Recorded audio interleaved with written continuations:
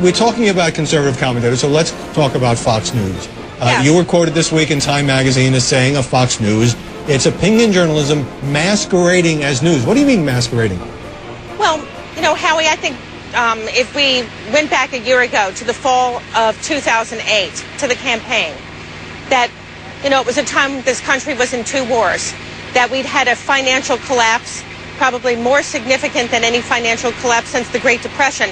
If you were a Fox News viewer in the fall election, what you would have seen would have been that the biggest stories and biggest threats facing America were a guy named Bill Ayers and something called Acorn. I mean, the reality of it is that Fox News often operates almost as either the research arm or the communications arm of the Republican Party. And it's not ideological. I mean, obviously there are many commentators who are conservative, liberal, centrist, and everybody understands that. What I think is fair to say about Fox, and certainly the way we view it, is that it really is more a wing of the Republican Party. Your colleague Anita Dunn told the New York Times this week that Fox News was undertaking a war against the White House and said the White House would treat Fox the way we would an opponent. Here's what Rupert Murdoch had to say about that. There were some strong remarks coming out of the White House about one or two of the commentators on Fox News, and all I can tell you is it has tremendously increased their ratings.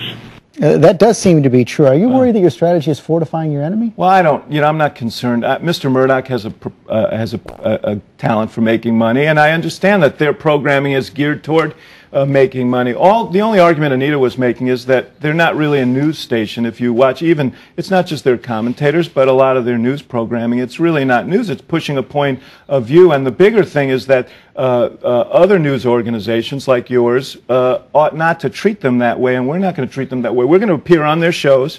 We're going to participate, but understanding that they represent a point of view. Relish, I'm trying to get behind the curtain and understand why your White House has decided that it is in its interest to have this boom with our rival, Fox News. Anita Dunn, one of your staff, calls it the communications director, the wing of the Republican Party. Why? Well, no, it's not so much a conflict with Fox News, but unlike, I suppose, the way to look at it and the way the president looks at it and we look at it is, it's not a news organization so much as it has a perspective, and that's a different take. And more importantly, is not have the CNNs and the others in the world basically be led and following Fox, as if that what they're trying to do is a legitimate news organization in the sense of both sides and in a sense of a value opinion. But let me say this. While it's clear what the White House said and what Anita said, I mean, the concentration of the White House isn't about what Fox is doing. One other thing, this stir over Fox News. Well, let's use a sports metaphor because we're about to do an interview all about women, okay?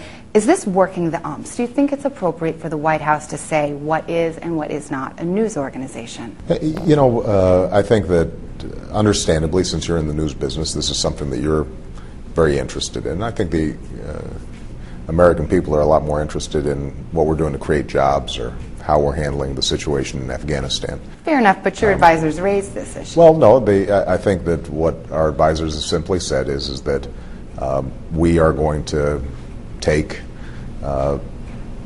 media as it comes, and if media is operating basically as a talk radio format, then that's one thing, and if it's operating as a news outlet, then that's another.